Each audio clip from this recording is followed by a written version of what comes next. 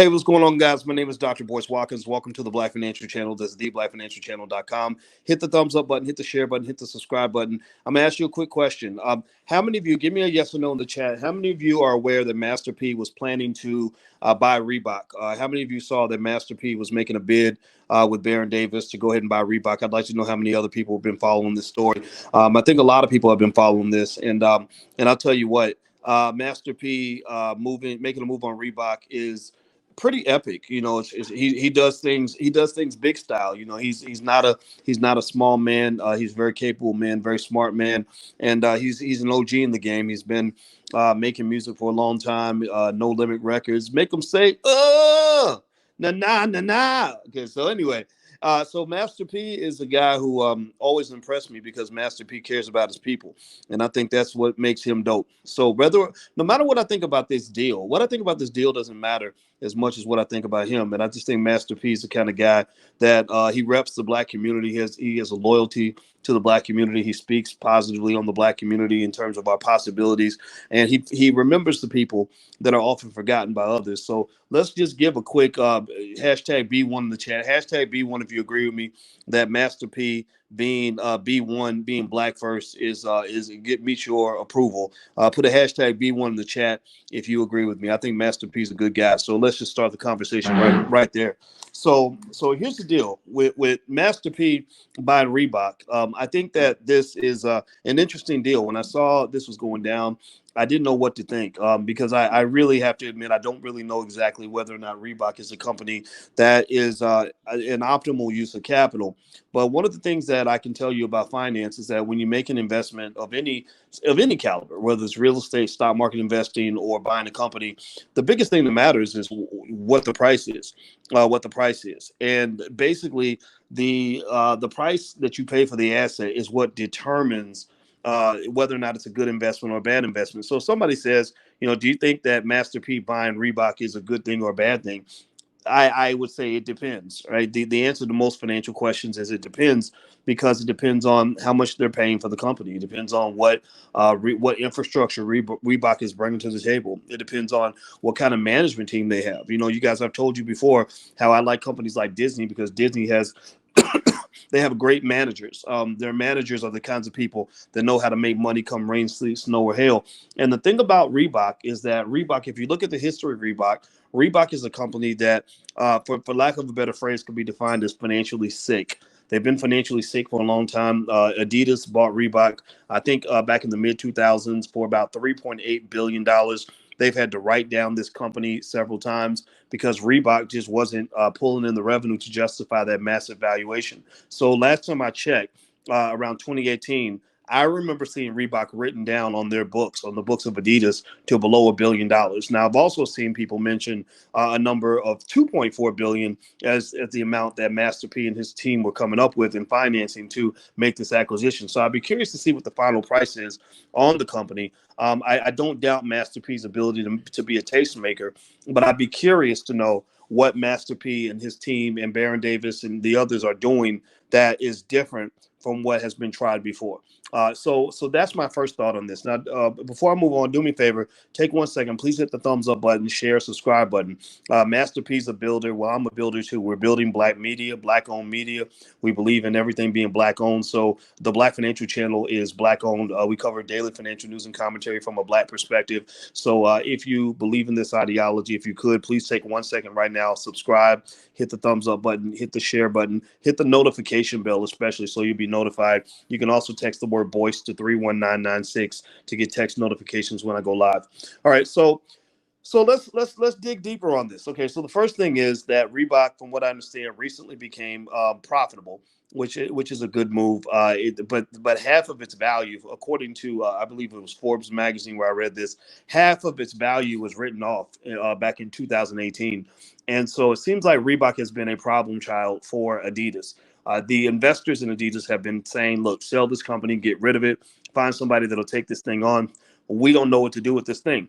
Now, what that then does is that opens the door for Master P to come along with a group of investors. And I know the community is very excited about it because there's a tremendous amount of symbolic value that we get from watching this black man that we love and respect going out here and making a major move like that. I mean, that's really a boss move. We have a platform called Intelligent Boss Moves, and I love that because Master P, what he's doing, it's an intelligent boss move, and I don't know what the ownership structure is. I don't know how much of the company he actually owns himself. It's probably not 100%, but that's okay. That's okay. When you're doing $2.4 billion deals or whatever the final price ends up becoming, it's hard to come up with that much equity, and nor should you actually put that much equity into $1 billion deal. Right? If you have $1 billion, you shouldn't put your whole billion behind one deal. That's financial suicide because you're not properly diversified. So I don't know what Master P's role in all of this is. I'm really hopeful that there is substantial ownership there, and as well as control. And I think control is critical as well, right? So, for example, if you compare it to, say, Jay-Z's deal, the deal Jay-Z did with the Barclays Center. Anybody remember that? Give me a yes or no in the chat if you remember when Jay-Z did the deal to allegedly buy the Brooklyn Nets. I say allegedly because we all know Jay-Z didn't buy nothing. Jay-Z was used as the mascot. He was the front man to basically allow Russian billionaires to come in and gentrify a part of Brooklyn without any resistance. And so I think Master P is too smart to let himself get used that way. I don't think that's what's going on here. But I'm saying that Jay-Z deal was not, in my opinion, a win for the black community. It might have been a win for Jay-Z. I'm sure maybe he got 10, 15, 20 million or whatever out of the deal, but I don't see that as a win for the black community. So here's what makes Master P different from a Jay-Z. Master P is a guy who consistently speaks on the importance of black ownership as one of the key driving mechanisms behind his business decisions. He speaks consistently about the importance of bringing wealth into the black community as the reason he wants to go buy Reebok. Master P speaks consistently about creating jobs for black folks as the driving mechanism behind his desire to acquire some of these companies. He speaks consistently on the uplifting of black people when it comes to wealth and economics and overall quality of life as the driving force behind his economic decisions. And that's what makes Master P's move a boss move. It's an epic black boss move because basically he's repping black, bliggity black all the way to the bank with this. And that's very different from what you might see with other celebrities who say, I'm doing a white deal, but I'm putting it in blackface. Me and a bunch of white boys in Silicon Valley are going to go start a tech company. The white boys are really driving the whole engine. The white boys are hiring their friends. All the people, I'm taking a group photo of the whole team that's working on this project. 90% of them are white. But we want the black community to cheer because I'm a black man and I'm the figurehead of this, but really I'm not the head of nothing, right? So really what I really like about this deal is I just like the fact that Master P's doing it. What I worry about is I hope that the purchase of Reebok is a good deal. That's a separate kind of thing, right? Master P, smart guy, great businessman. Even great businessmen don't succeed at every single deal. But the Reebok is a company that's been struggling for a long time. They've actually tried the whole tastemaker approach to generating revenue. If I'm not mistaken, they signed Cardi B. And she has some Reebok red shoes, and I guess because she's affiliated, with the red side, and and the shoes sold out, I think within an hour or 30 minutes or something, and but it wasn't a big financial haul, maybe a couple $1 million if I'm not mistaken, maybe I don't know, maybe a little bit more than that, and to me, I'm sitting there thinking, okay, so why didn't this move the needle in terms of creating the kind of value that Reebok needs? What's the issue here? What's the factor here? Why is Reebok financially sick? And that's the question you have to ask whenever you make a business acquisition is you always have to ask, why are you selling this? Why are you letting this go? If this is such a good deal, why are you letting it go? And if you're letting it go, to me, what is it that I have that's going to allow me to do things that you can't do? And I don't doubt that Master P hasn't thought about this at all. He's a very smart man. Uh, but I'd be curious to know exactly what that is, and I'd be curious to know how they're going to overcome that issue. And maybe it's just a matter of saying, look, we're going to get Reebok, for a steal, pennies on the dollar. You saw the other day that Oprah sold her last little stake in the Oprah Winfrey Network for really chump change compared to what it was actually worth, because she was trying to just get out of the deal. I think Oprah was just like, look, I'm done. I'm washing my hands of this. Sometimes people let go of a business because they just don't want to be in that business anymore. And so Adidas obviously is still in the shoe business, but Maybe there's something that they found where they said, look, we can't get over the hump when it comes to this Reebok brand. We don't know what to do with this.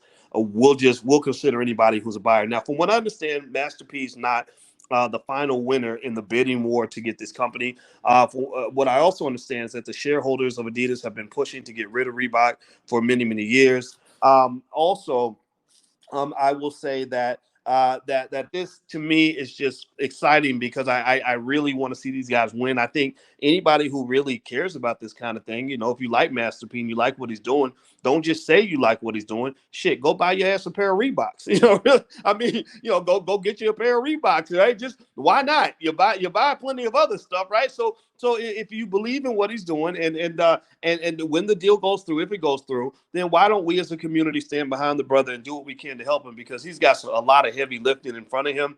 This is not a tiny task. This is not something that's gonna easily be an easy win from where I'm standing. And I just wish him the best, you know. So I think the Master P situation is very inspirational to a lot of people. I think also that black men. I think we can do a lot of things. I think there are a lot of different kinds of companies that we can own, in addition to sneaker things related to fashion and music and things like that. But then again, though, you know, in Powernomics, Dr. Claude Anderson always says that you start your businesses and your economic moves in the areas that you populate the most, the areas that you dominate the most. And one of the things I remember hearing when I spoke to the CEO of the Air Jordan brand was I remember we were in a group, and one of the things that one of the executives said is they said that we pay very close attention to young black male teenagers, that we pay whatever the young black male is doing, we know that the rest of the world is going to do. They copy the young black male. So what that means is that they copy your culture. They pay attention to what you're wearing. They pay attention to how you're carrying yourself, and that's what drives taste. And that is a multi-trillion-dollar industry. And I think it's great to get a piece of that. And I'm glad Master P is smart enough to see that. And he seems like a decent guy. So I don't know him, never met him, but I wish him the best. And that's my 2 cents on what's going on with Reebok and Master P and everything else. So do me a favor.